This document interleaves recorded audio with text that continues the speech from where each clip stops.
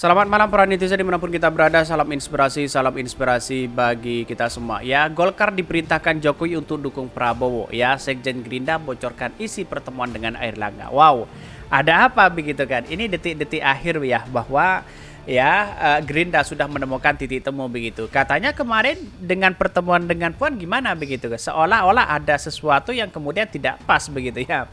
Dan pada akhirnya apa? Pada akhirnya ya kalau ini benar bahwa dukungan dari Gerindra kepada Prabowo, saya kira ini menjadi kekuatan luar biasa begitu kan.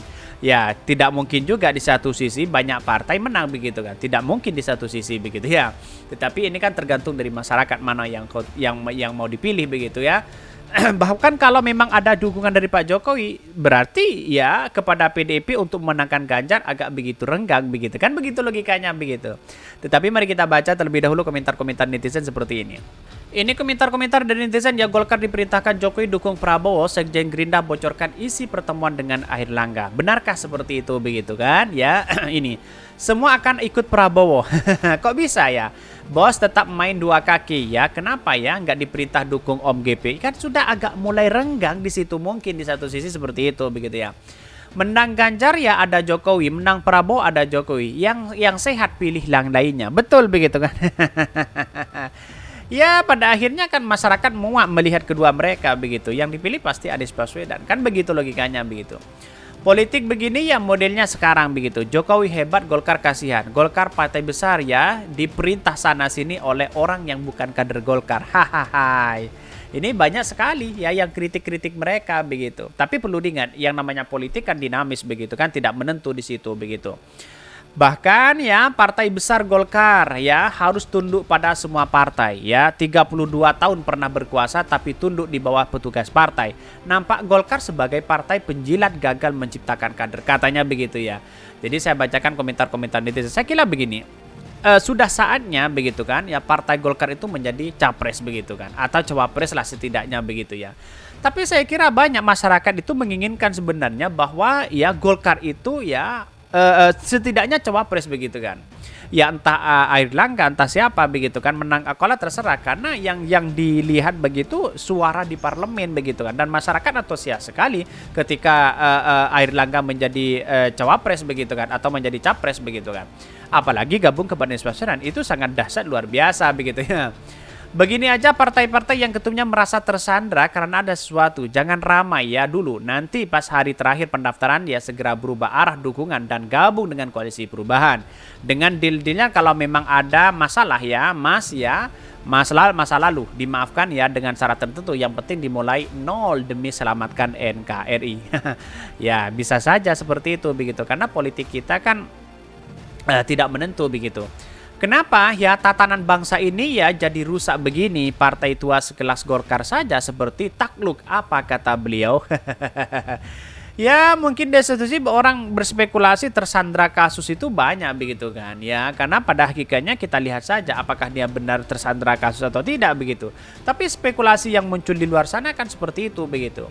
Ya inilah contoh partai besar namun ya tertawan dan kekuasaan ya oleh kekuasaan, tak punya pendirian. Biasanya disuruh ke sana ke sini manut sama orang yang bukan kader partainya. Golkar, oh Golkar, nasib mungkin begitu. Pantas saja kalau ya si Bahli itu ngotot sekali untuk menjadi ketua umum untuk menggantikan itu begitu. Tetapi mari kita baca terlebih dahulu beritanya seperti ini.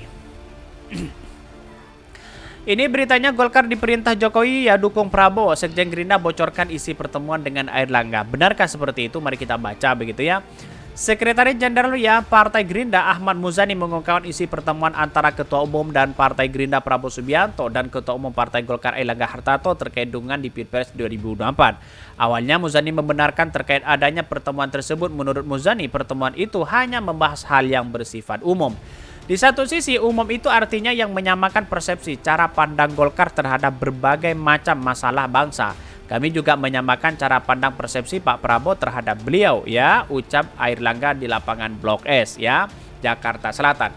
Di satu sisi terkait dukungan Golkar ke Prabowo dalam Pilpres, Muzani menyebutkan Gerindra menghargai keputusan partai berlogo pohon beringin itu. Dia berharap Golkar bisa memberikan keputusan yang cepat usai pertemuan tersebut.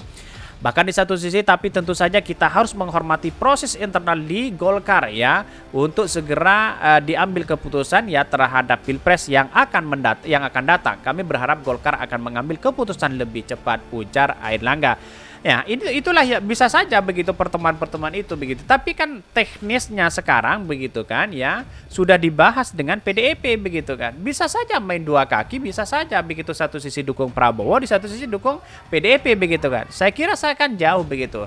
Ya pada hakikatnya loss begitu kan, tidak terkontrol menurut saya pribadi. Ya lebih kepada condong kepada Pak Prabowo, Airlangga, kedekatannya juga sama di situ begitu ya.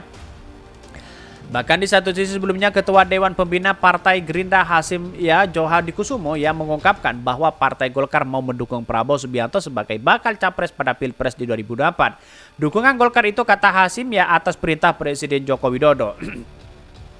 Bahkan tidak hanya itu ya, disampaikan Hasim dalam acara pembekalan materi ya relawan Prabowo secara daring ya pada hari Kamis.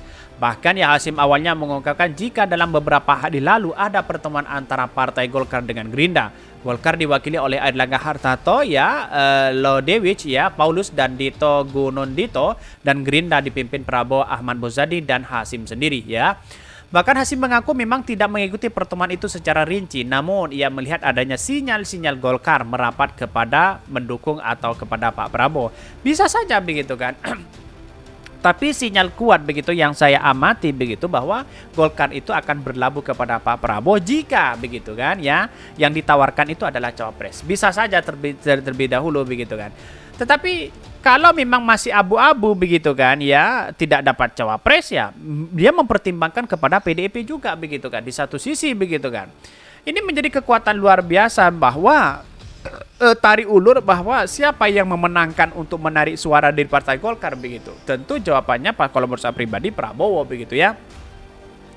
Bahkan Hasim mengaku ya, dan saya tahu karena saya juga hadir di Golkar. Dari Golkar saya bisa katakan secara tidak resmi Pak Airlangga, Pak Lodewijk, Paulus dan Pak Dito datang ke Pak Prabowo minggu lalu. Saya hadir, saya tidak ikut diskusi yang rinci karena waktu itu ikut rapat di ruangan lain. Bahkan tapi yang datang dan pejabat tangan ya waktu keluar dan sinyal semua senyum-senyum, Pak Prabowo dan Pak Muzani dan senyum-senyum. Pak Airlangga, Pak Lodewijk dan Pak Dito senyum. Ternyata mereka menyatakan mau mendukung Pak Prabowo ya, dan seizin dan restu Pak Jokowi itu yang biasa saya katakan, sambungnya. Ini kan juga restu dari Pak Jokowi begitu kan ya. Pak Prabowo itu Pak Airlangga itu ya disuruh merapat, bisa saja seperti itu begitu kan, merapat kepada partai ya, kepada Pak Prabowo, bisa saja begitu kan. Karena dalam keputusan partai Golkar begitu ya, AHY untuk menjadi cawapres begitu kan, atau setidaknya capres begitu. Maka inilah yang menjadi terang benderang di situ begitu ya. Dan pada akhirnya yang kita bicarakan menurut saya pribadi, bagaimana sosok ya Prabowo dan Pak Airlangga. Saya kira juga Pak Prabowo tidak ingin termakan dengan itu begitu kan. Ya yang dicari Pak Prabowo hari ini adalah jelas itu adalah tokoh NU begitu kan. Jelas di situ begitu ya. Saya kira bukan Muhaimin ya, bukan Pak Airlangga di situ begitu, tapi tokoh yang lain begitu ya. Walaupun tokoh NU yang sekiranya Muhaimin bisa mendukung itu begitu. Kira-kira seperti itu begitu ya. Banyak sekali tokoh-tokoh NU begitu kan ya, yang potensial sekali untuk mendampingi para Prabowo begitu ya. Walaupun yang jelas ya seharusnya PKB harus dukung juga begitu kan di satu sisi begitu kan ya. Ya kalau keinginan sama-sama di PDIP tidak dapat cawapres, di Prabowo tidak dapat cawapres, mending gabung kepada Pak Prabowo. Kira-kira seperti itu begitu. Tokoh NU ya bisa saja begitu kan ya, untuk disodorkan untuk menjadi wakil dari Pak Prabowo. Mungkin itu yang kami sampaikan. Tonton terus channel Ho dari Podcast Rakyat ini karena ada berita-berita menarik dan viral setiap harinya. Salam para netizen, salam inspirasi bagi kita semua. Jangan lupa di subscribe ke YouTube dari Podcast Rakyat ini.